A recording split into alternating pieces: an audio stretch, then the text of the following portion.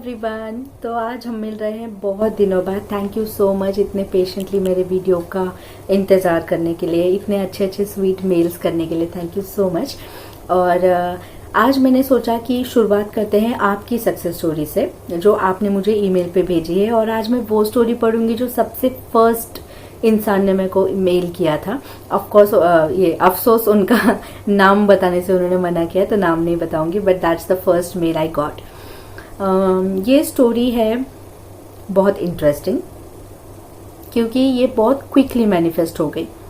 अब कोई भी विश को जब हमें क्विकली मैनिफेस्ट करना है, जितना मैंने ऑब्जर्व किया है, मुझे ऐसा लगता है कि जब आपका कॉन्फिडेंस बढ़ जाता है, जब आपका बिलीविंग पावर बढ़ जाता है, तो आप इजीली किसी भी चीज़ को मैनिफेस्ट करने में माहिर हो जाते हो। और मोस्ट ऑफ द टाइम आप हो या मैं भी हूँ, हम सब स्ट्रगल किस में करते हैं, बिलीव ही नहीं कर पाते। जो गोल सेट करते उस पर बिलीव ही नहीं कर पाते, इसीलिए हम जल्दी जल्दी या क्विकली मैनिफेस्ट या एग्जैक्टली वैसे ही मैनिफेस्ट नहीं कर पाते हैं।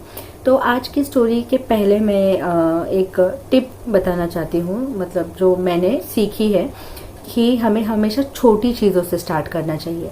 कभी भी जब हम लॉ ऑफ अट्रैक्शन बहुत लोगों को पता है, बस फर्क ये है कि सबने उसे शिद्दत से स्टेप बाय स्टेप फॉलो करना स्टार्ट नहीं किया है।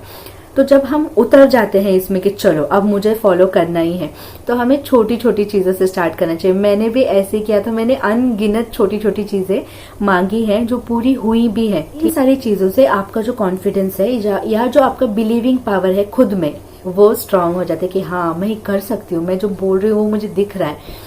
तो आज की जो स्टोरी है, उन्होंने भी शुरुआत की थी एक छोटी चीज से ही, एक जैसे बटरफ्लाई दिख गया या कार दिख गई, ऐसे उन्होंने शुरुआत की थी। और उनका बिलीविंग पावर बढ़ने लगा और उनके लाइफ में एक ऐसी सिचुएशन आ गई जहां उन्हें desperately law of attraction use करना पड़ा, और वो सक्सेसफुल हुई क्योंकि उन्होंने पहले अपने विश्वास को बिल्ड किया। आप सबने और मैंने पढ़ा है कमेंट सेक्शन में, लोग कमेंट करते हैं कि मुझे विश्वास नहीं है, ये कैसे हो सकता है, या कैसे बिलीव करें, है ना। तो हमें खुद की जिम्मेदारी खुद लेनी चाहिए और धीरे धीरे बिल्डअप करना चाहिए अपने बिलीविंग पावर को। तो आज की स्टोरी में जो सेंडर है, उनके फादर को किडनी में प्रॉब्लम है और उन्हें हर 15-20 दिनों में टेस्ट करवानी पड़ती थी। जैसे हम डायबिटीज की टेस्ट करते हैं, सेम वैसे। अब किडनी प्रॉब्लम में क्या होता है कि शरीर में ना एक चीज होती है क्रेटिनिन नाम की, उसका लेवल बढ़ जाता है, जो बिल्कुल भी अच्छा नहीं होता। उसका लेवल बैलेंस्ड होना चाहिए, नॉर्मल होना चाहिए 3 के आसपास। अब इन्होंने सबने टेस्ट करवाया और शॉक हो गए कि क्रेटिनिन लेवल इतना बढ़ गया था, 5.19 पे पहुंच गया था। अब सेंडर ने सोचा कि, सेंडर यानी जिसने स्टोरी सेंड की है, ठीक है, तो सेंडर ने सोचा कि क्यों ना मैं इसके लिए भी लॉ ऑफ अट्रैक्शन यूज करूं। तो उन्होंने अपने डायरी में लिखना शुरू किया। अब बहुत सारे लोग हैं जो कमेंट्स करते हैं। मैं क्या करती हूँ पता है, स्टोरी और कमेंट का आंसर एक साथ देने की कोशिश करती हूँ, सो दैट एग्जाम्पल के साथ बहुत अच्छे से सबको समझ में आ जाएगा। तो लोग पूछते हैं कि ये प्रॉब्लम है, मैं कैसे करूँ, ये प्रॉब्लम है, मैं how to go about it basically. So जितना मैंने ऑब्जर्व किया है, मुझे ऐसा लगता है कि जब भी कोई प्रॉब्लम आती है, हम रेडीमेड सोल्यूशन ढूंढने के लिए जाते हैं कि मुझे बता दो मैं क्या करूं, मुझे बता दो, है ना, ऐसे करते। तो नहीं पूछना किसी से, हमें पता है हमारी क्या प्रॉब्लम है, ठीक है मेरी प्रॉब्लम ये है, मैं क्या चाहती हूँ, मैं चाहती हूँ कि ये हो जाए। तो वो जो चाहते हो ना आप, उसी चीज को मानना शुरू कर सकते हैं हम कि हाँ ये मेरे साथ हो रहा है। तो वो चाहती थी कि उनके फादर का क्रेटिनिन लेवल जो है वो नॉर्मल हो जाए। अब नॉर्मल हो जाए बोल ही रहे हैं, तो साथ ही साथ नंबर भी बता देते कि भाई कितना वाला नॉर्मल चाहिए हमको, 4 पे आ जाए वाला नॉर्मल चाहिए, 3 पे आ जाए वाला नॉर्मल चाहिए, है ना।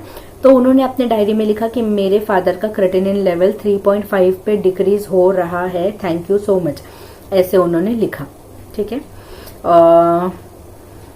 अब देखा जाए तो इस सेंटेंस में जो इंग्लिश में उन्होंने लिखा था और जो ग्रामर था सेंटेंस का, वो रॉन्ग था। ये मैं क्यों बता रही हूँ, क्योंकि ग्रामर, कई बार लोग बोलते हैं कि प्रेजेंट टेंस में लिखना है कि प्रेजेंट कंटिन्यूअस में लिखना है, या कैसे लिखना है, हो गया लिखना है, हो रहा है लिखना है, कि है लिखना है। तो मैं सच बोलूं तो मुझे ऐसा लगता है कि मैंने बड़े बड़े दिग्गज लोगों से सुना है कि आपको प्रेजेंट टेंस में लिखना है, पर at the end of the day मुझे लगता है कि फीलिंग्स इंपॉर्टेंट है, कि आप किस भावना से लिख रहे हो, भाव ही सब कुछ है। अगर आप फीलिंग्स के बिना कुछ भी कर रहे हो, नो यूज। अगर आप फीलिंग्स के साथ कुछ भी लिख रहे हो, इट इज कम्प्लीटली यूजफुल। तो इनको जैसा भी ग्रामर हो, जैसा भी सेंटेंस हो, उनके मन में क्या था, एक ही फीलिंग थी कि मेरे डैड का क्रेटिनिन लेवल कम हो जाए। और वो सेंटेंस काम कर गया। 15-20 दिनों बाद जब उन्होंने फिर से टेस्ट करवाई तो उनका क्रेटिनिन लेवल 3.75 पे था। इन्होंने डायरी में क्या लिखा था? 3.5 लिखा था। अब इसमें एक ट्विस्ट है, वो डायरी में लिख तो रही थी 3.5, लेकिन उनको ये एक्सेप्ट करने में थोड़ी सी प्रॉब्लम हो रही थी कि 15 दिनों में ही इतना कम कैसे, 20 पॉइंट नीचे कैसे आ सकता है। तो मन में उनके बार बार 4 पॉइंट समथिंग चल रहा था कि चलो 4 पे तो आ जाए, 5 है तो 4 पे आ जाए कम से कम। और जब उन्होंने टेस्ट करवाया तो 3.75 था, यानी 3 और 4 के बीच में उनका क्रेटिनिन लेवल आया था। फिर इन्होंने सोचा कि चलो ठीक है, जितना मैनिफेस्ट किया था एग्जैक्टली उतना नहीं है, कोई बात नहीं, पर एटलीस्ट मेरा जो इंटेंशन था कि कम होना चाहिए वो कम तो हुआ, ये मेन पॉइंट था। तो अब वो खुश हैं और अपने करियर के लिए, अपने डैड की हेल्थ के लिए बहुत सारी चीजें वो मैनिफेस्ट कर रही हैं। सो अब इनका कॉन्फिडेंस कितना बढ़ गया होगा, आगे की सारी चीजें वो इजीली मैनिफेस्ट कर सकते हैं अपनी लाइफ में। तो इससे और एक चीज हम सबको सीखने के लिए मिलती है, मुझे भी, कि सीखने मिलती है यानी रियलाइज होती है कोई बात कि हमारा माइंड हर एक चीज एक्सेप्ट नहीं करता है शायद, है ना। जैसे अब उनको 3 इमेजिन करने में बहुत मुश्किल हो रही थी तो उनके मन में अपने आप 4 आ रहा था। एक एग्जांपल देती हूँ, जैसे मैं बोल दूंगी कि मेरी हाइट 10 फीट बढ़ गई है, पर मेरे मन में तो मेरे को एक्सेप्ट ही नहीं कर रहा मेरा मन की 10 फीट कैसे बढ़ सकती है, चल 5 सेंटीमीटर बढ़ जाएगी, ये मेरा मन इजीली मान लेता है। तो वैसे हमें हमारे मन के हिसाब से कन्वीनियंटली धीरे धीरे धीरे करके अपने मन को कोई भी बात मनवानी होती है। ऐसे अचानक से उस पर हम प्रेशर डाल देंगे किसी भी बात का तो उसे वो एक्सेप्ट करने में थोड़ी सी प्रॉब्लम होगी। ये एटॉमिक हैबिट्स नाम की बहुत अच्छी एक बुक है, उस बुक में भी यही चीज दी गई है। जब हमें किसी हैबिट को अपने अंदर लाना होता है, अब ये हैबिट इन जनरल कोई भी हैबिट हो सकती है, ठीक है, पर लॉ ऑफ अट्रैक्शन के लॉ ऑफ अट्रैक्शन की प्रैक्टिस करने वालों के लिए अफर्मेशन बोलना या लिखना या पॉजिटिव सोचना, ये कोई भी एक तरीके की हैबिट ही होती है, ठीक है। तो हैबिट को इजीली लेकर आने के लिए हमें धीरे धीरे धीरे धीरे इंट्रोड्यूस करवाना होता है अपने मन को।